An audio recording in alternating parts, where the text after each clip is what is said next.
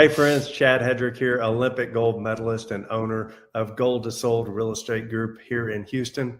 Thanks for joining us here on Rafters, Sports and Movies.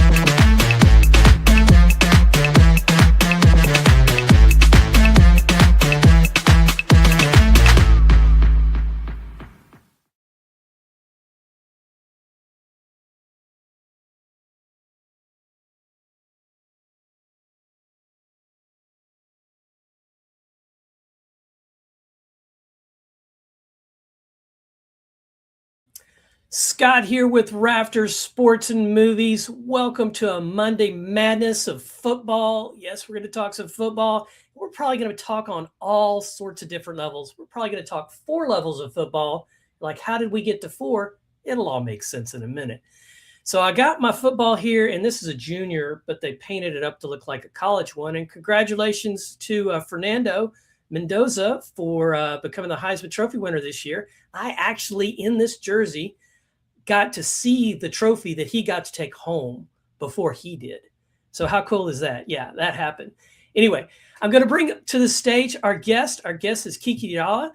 He is a Texas Longhorn record holder. Yes, his records still hold, even though it's been a minute since he's been in college. He also played with the Houston Gamblers. That brings us 2. The Cincinnati Bengals. That brings us 3. And he played some pretty wicked Memorial High School football here in Texas. That's what gets us to 4. So let me bring him on the stage. Hey there, Kiki. How are you today? Well, good. I'm very pleased for Mendoza winning the Heisman. As a Cuban like him, we're very, very proud. That's incredible. That's incredible. And to be able to, yeah. It is, because it's a whole different, well, it's a different culture, and American football is not front and center there. It's no, it isn't. But obviously, I mean, I was born in Miami in '61, and he was probably immigrant child, and so he was probably born in the, I don't know what, 70s, 80s. What would he be now? I would think 80s. I would think 80s. Yeah. So yeah. 80s. But anyway, I mean, what a spectacular year he had, and congratulations. I don't have a dog in the hunt this year, but I'm pulling for them to get it done. Sure. I am. And we haven't had a Heisman Trophy winner win the national championship in many, many years. But talking about college, you played and won a Cotton Bowl. I did. So tell me what that was like at the time, and kind of what your feelings are about what today's environment is.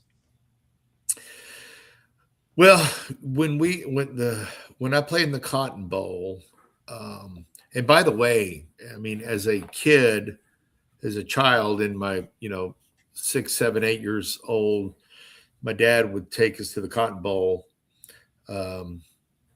And I remember Texas beating SMU, like it may have been 100 points. I mean, it was like ridiculous back then.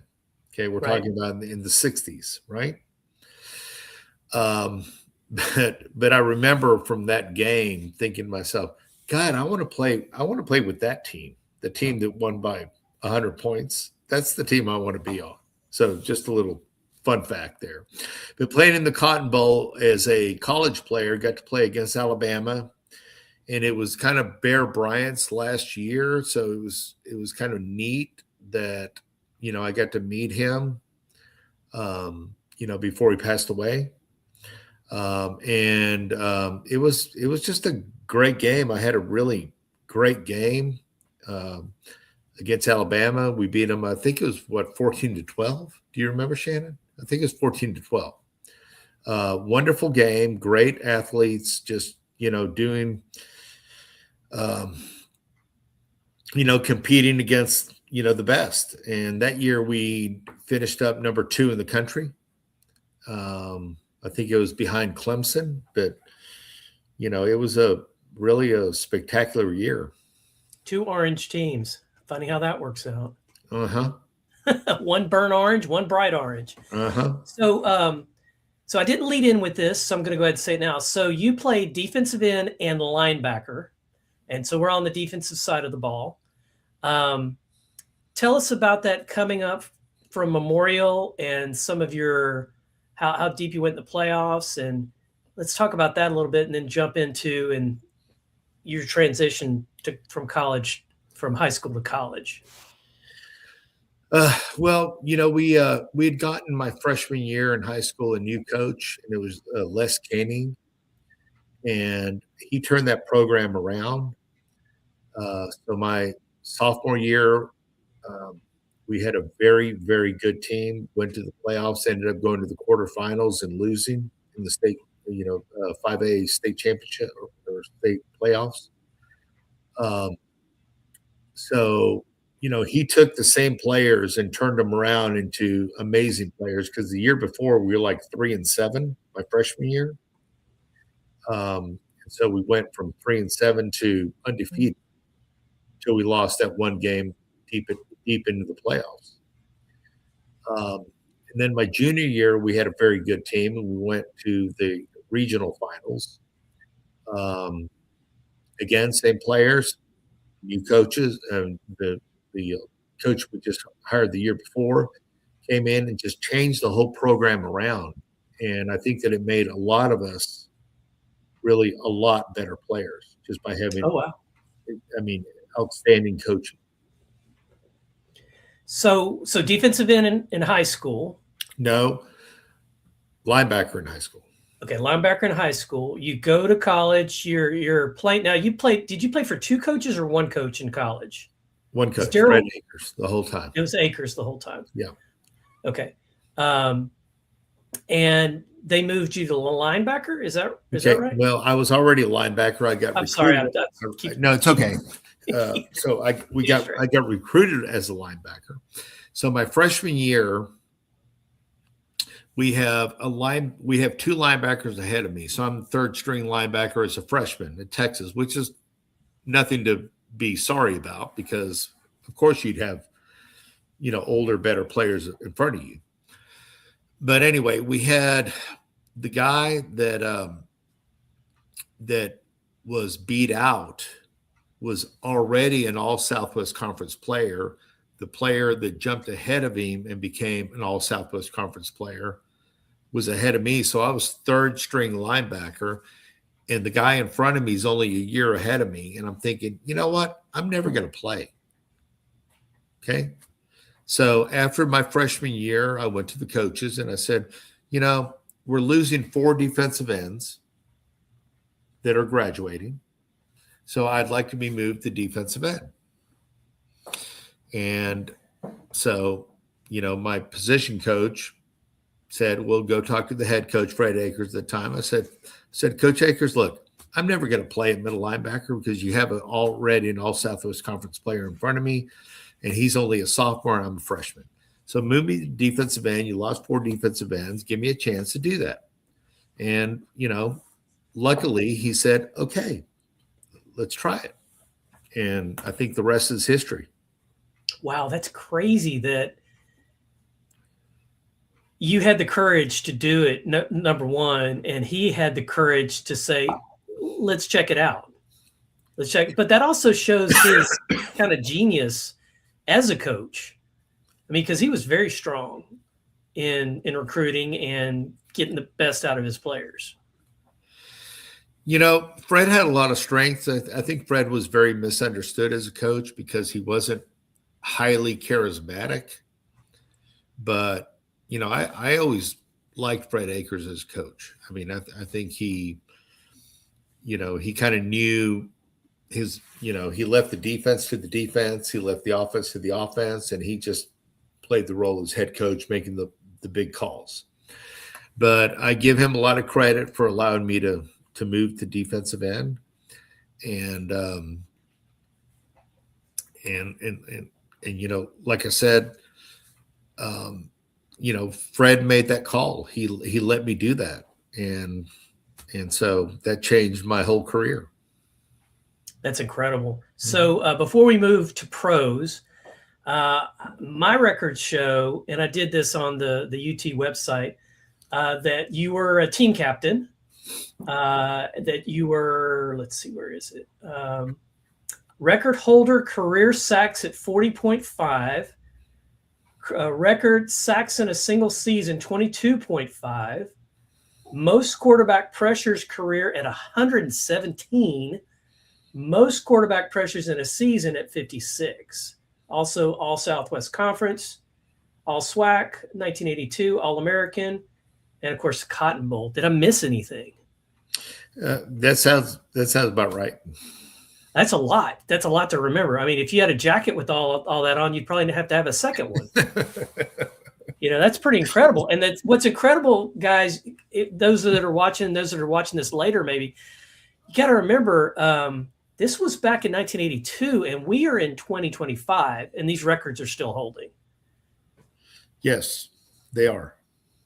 So that's just incredible that you were able to swim and to hunt and to get past those, because your play weight in college was, what'd you say, 250, 230? No, I was probably average about 230.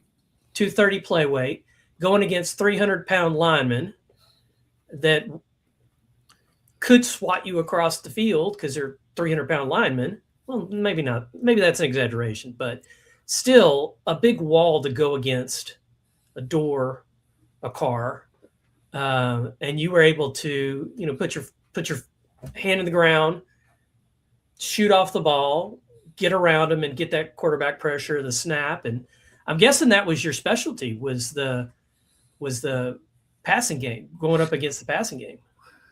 Well, I mean, I think that I also played very well against the running game. I'd like to think that I was an all-around player. I wasn't just one-dimensional. But you had to be back in that day. Back in that day, they didn't pull players for, it's going to be a run. We're going to go heavy package. Back in those days at Texas, we were deep enough and we were talented enough that you had backups that would come in every now and then and rest you for a series. So there are defensive tackles or defensive ends. Every 4 or 5 series, we'd get a rest for a series and then come back in. Okay. But one of the things you were talking about was, the size of the players that I was going against. And most people know that, on any offensive line, your best offensive lineman is generally your left tackle. So I'm a right end playing against the best offensive lineman every game. Every game. That's their crazy. Best offensive lineman to save the quarterback's backside, right? Most quarterbacks are right-handed. So the left tackle is generally their best pass blocking lineman. Right. So every game I played against that guy, whoever it was. That was the guy I played against every game. That's crazy. And there were a lot of good ones. Right. Yep. So let's talk pro. So you get double drafted. I do. So tell everybody what that was like, and because you had a huge decision to make, and you had 2 choices, which we don't have these days. Right. Well, back in those days with the USFL just coming in, they had already played 1 season. And so this was their second season. And I get drafted by the Bengals in March, I guess. When's the draft? In March? Yeah, March. Okay. That sounds right to me. Yeah, March. So I get drafted by the Bengals in the 6th round. I get drafted by the USFL. The Houston Gamblers ended up trading a draft choice or 2 for my rights. Then the Gamblers bought my rights, Houston Gamblers. And I'm assuming that they were wanting me because I had Texas name recognition. Right.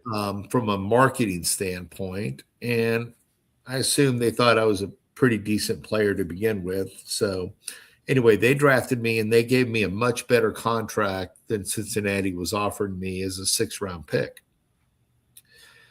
Now, having had about 5 surgeries, knees and shoulders before even getting there, I didn't expect my football career to last 10 years. And it didn't. Okay. But I thought I would take the contract that was better and more financially viable for me, and did a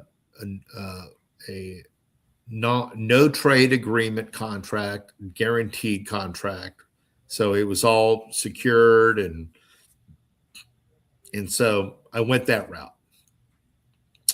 Played there 2 years, made All-USFL both years as a middle linebacker, which is really my more natural position. And then when the league folded, Cincinnati still had my rights.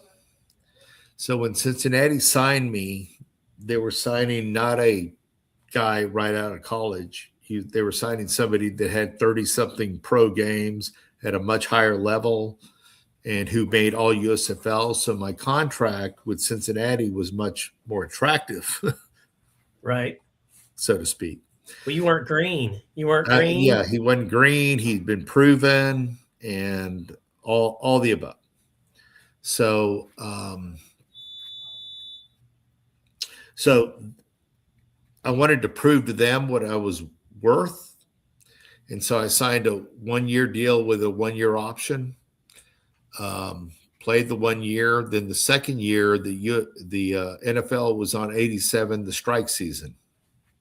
Oh, right. Okay, so we had gone on strike.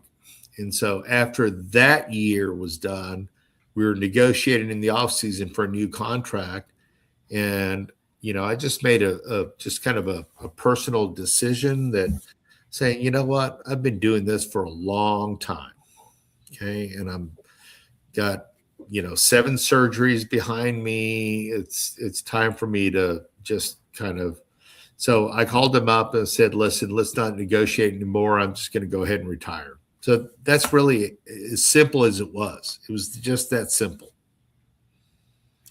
But you had played at every level. Yeah. And that's phenomenal. And also from, your dad didn't play football. Am I right?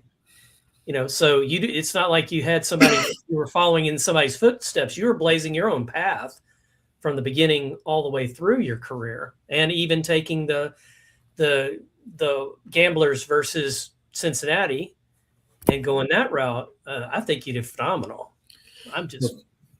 Well, thanks, Scott. I think that's awesome. And then around that time is where now you and I had history. Right. Yeah. That was in 92. That was back in 92. So what would you tell the young fella, what would you tell yourself? Let's do it that way. What would you tell yourself as that kid that just went to the Cotton Bowl and saw the big game and all the pomp and circumstance, the cheerleaders, the big Longhorn that's very imposing, the steer? What would you tell him about?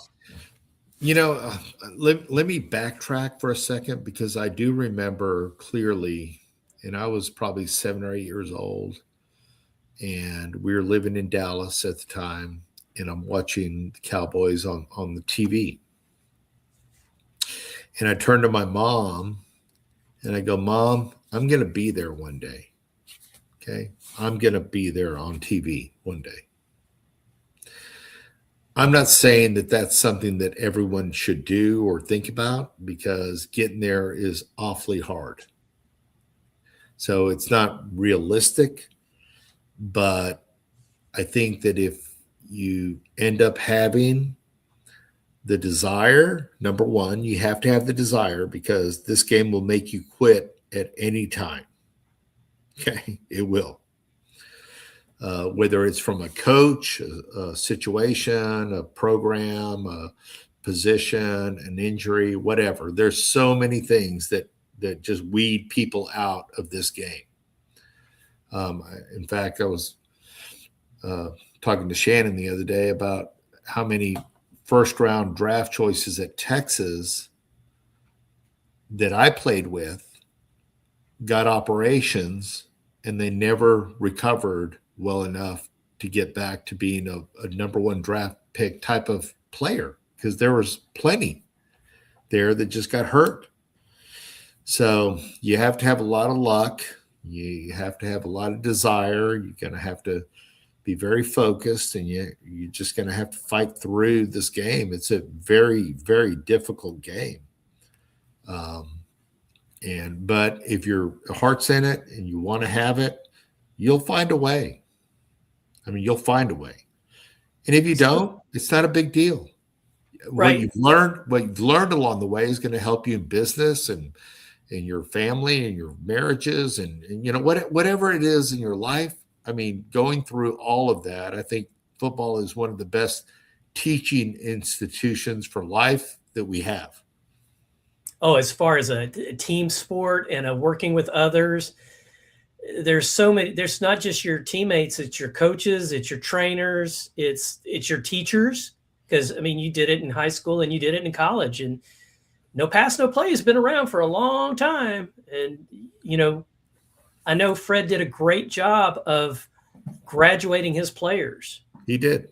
He did. Let me tell you something. We were talking about Fred earlier, and I think Fred was a little misunderstood because he wasn't the person that was, kowtowing to the alums, the alumni. And, he was about football, and he was the little guy that played at Arkansas that, made it to being the head coach at Texas. I mean, he's got his own life story, which is pretty amazing, to be honest with you. And so, he wasn't well liked by the alumni, but I think that most of his players really appreciated him. Right. And so, my feelings for Fred were that he was a good man and a good coach. I agree with that also, from everything I've seen and talking to other people like yourself. Just again, not, like you said, not understood by the public because he wasn't catering to the public. He wasn't. He was working with his team. Exactly. And now so many of the coaches spend more time on that part of it and not enough time on the X's and O's. And then you don't get the performance. Eventually it catches up to you. You can only go on talent so far. You got to have the X's and O's to go with the talent. You've got to put the talent in the right positions. And he obviously did that. So I've got something I like to do, and it's called 4 to 5 questions. And so this is where we talk about something. It's sports movie related. What is your favorite sports moment? And it could be personal, it could be global, just a sports moment when you're like, man, that was a great moment in sports.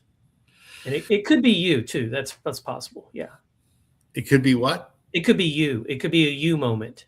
Oh, well, I mean, you talk about from Brian's song to,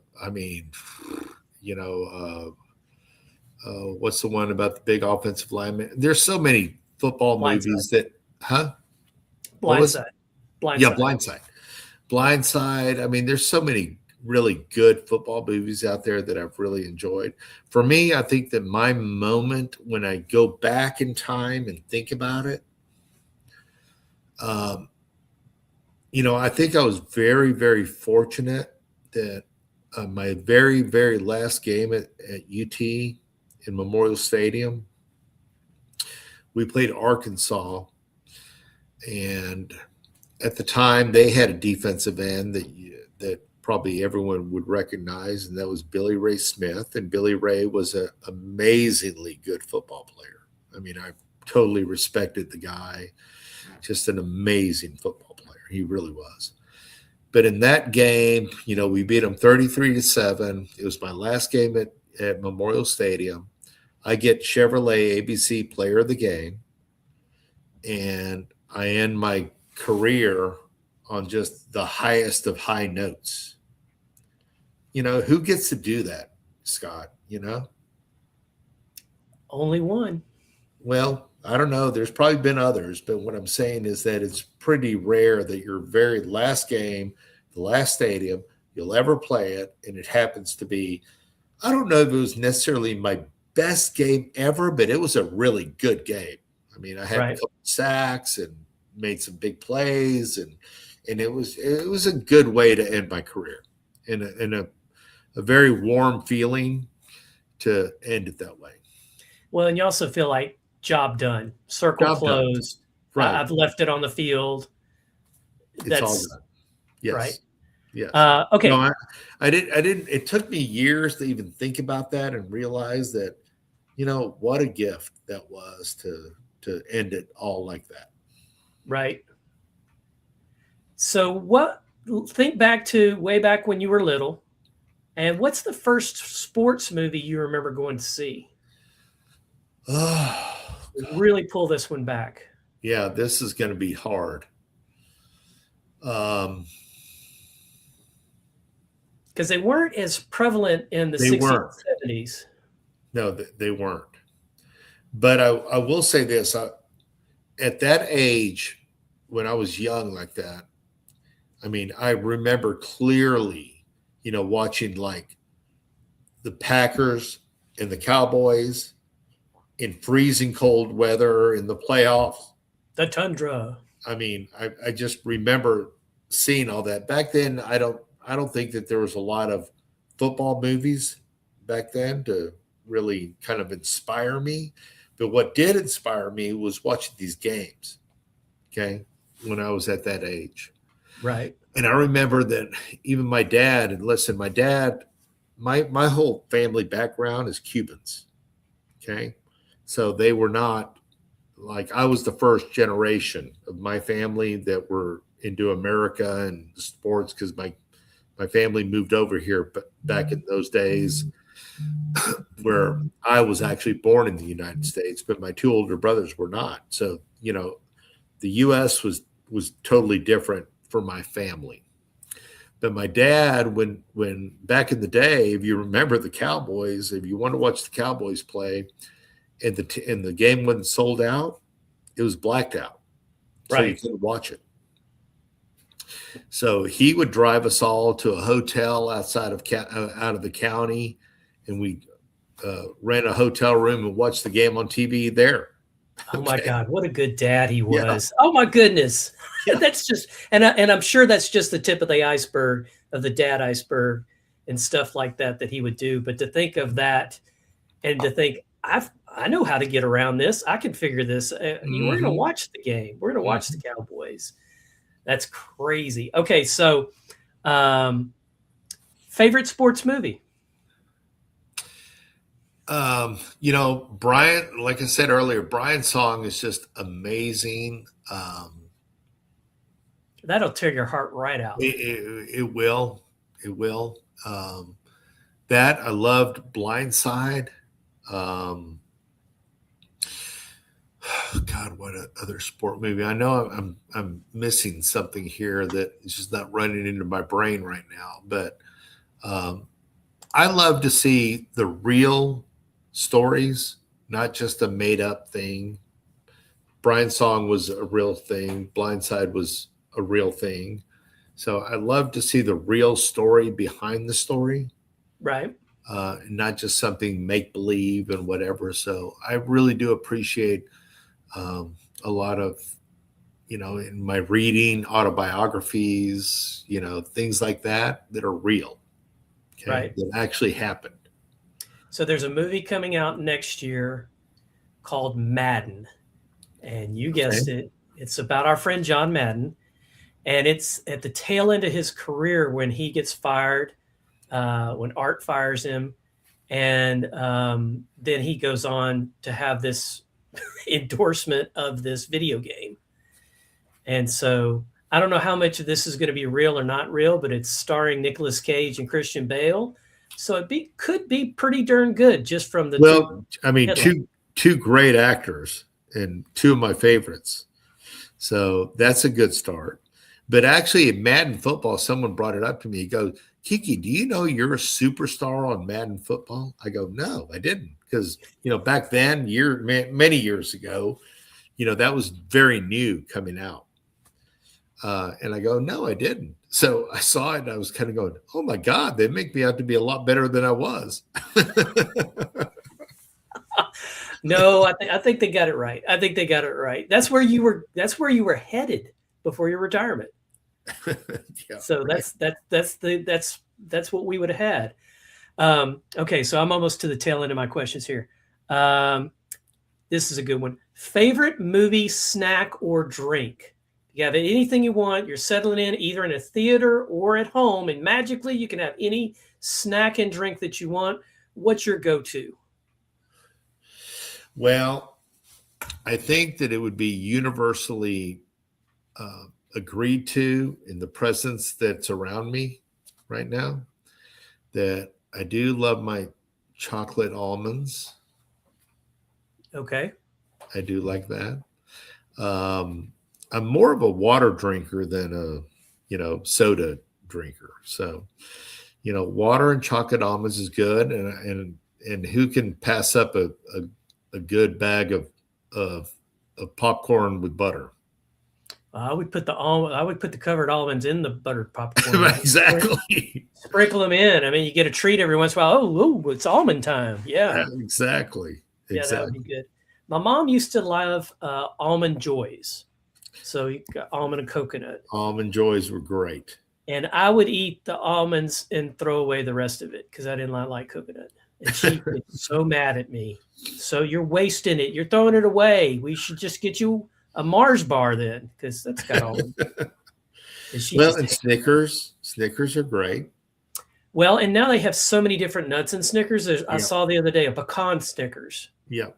So of course I had to try it. It was surprisingly good. Good. Because pecans are kind of bitter, but it works. Yep.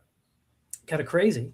Yep. Well, Kiki, I appreciate you having some time to spend with me before the holiday season. Do you have any last thoughts? And don't go anywhere, but don't click anything.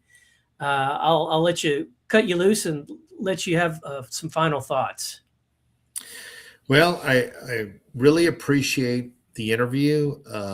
Lately I've been having some interviews from unexpected sources like this one.